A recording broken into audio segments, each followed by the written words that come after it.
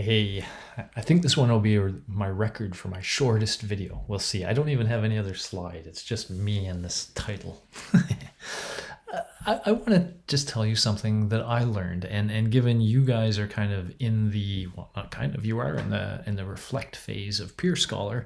It's just a good time to talk to you about this.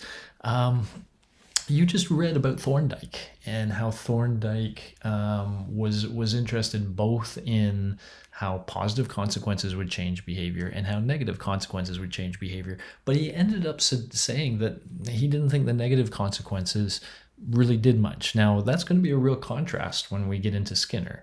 You'll see that those negative consequences come back. But when I read that thing on Thorndike, it brought to mind a lesson that I learned the other day, or at least something that really provoked my thought.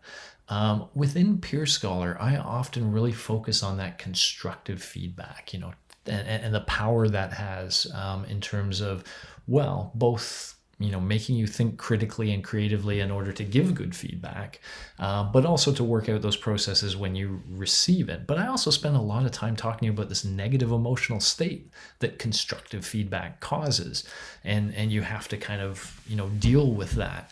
I often don't emphasize positive feedback enough. However, before this Peer Scholar activity, I was in a situation where I was talking all about feedback and constructive feedback, and we were creating these resources. And I was with a bunch of people in a sort of more business setting. And I said, could any of you guys tell me stories? We wanted to record them of a time when you received some constructive feedback, when someone told you could do something better, and then you did, and it led to good things. And everybody was like,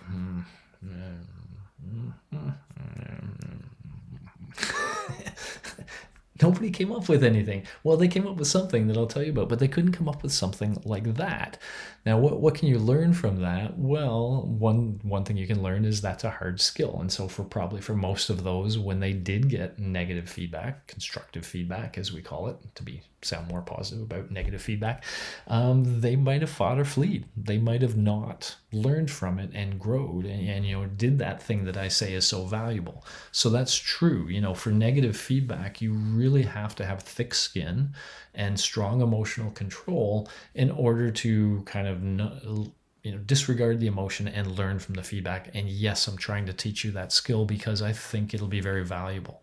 But here's what happened when I asked them that. They said, no, however, I do remember this person that inspired me, or this person that showed me some facet of myself didn't even realize was there, and had a positive effect on my life. Now, in fact, that got me thinking of a story I've already told you about a little bit, about my university professor, Professor Wayne Donaldson, who looked at my answers on an exam and said, "You think like a scientist." I didn't know I thought like a scientist, but he said, "You think like a scientist. You should consider doing that." And that guy changed my life. And he is the reason I am talking to you this way today.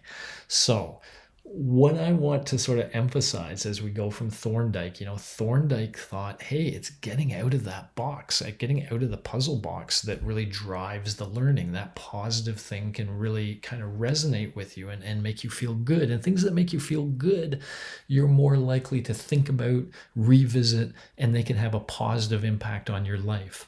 And so, in all of my discussion of negative feedback, I'll call it negative feedback, constructive feedback, and the power it has, I agree with all that and I believe all that.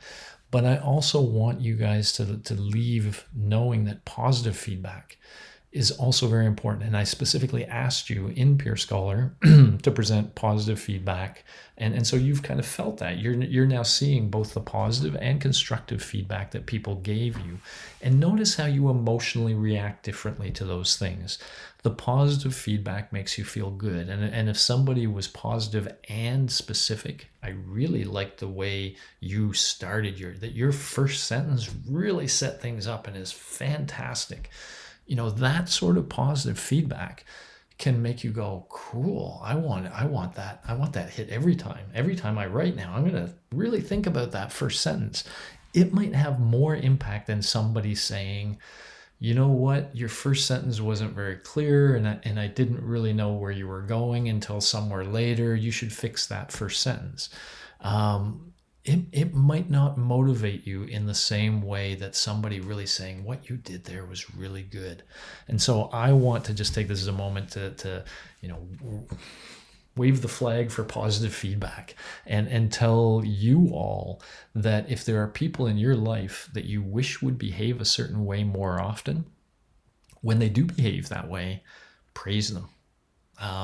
Say, oh, that's really cool. I love that when you did that, and look at the power that positive feedback can have to shape behavior as well. Okay, and so that's my little message of positivity for you all today, and I'm leaving it at that. Over and out.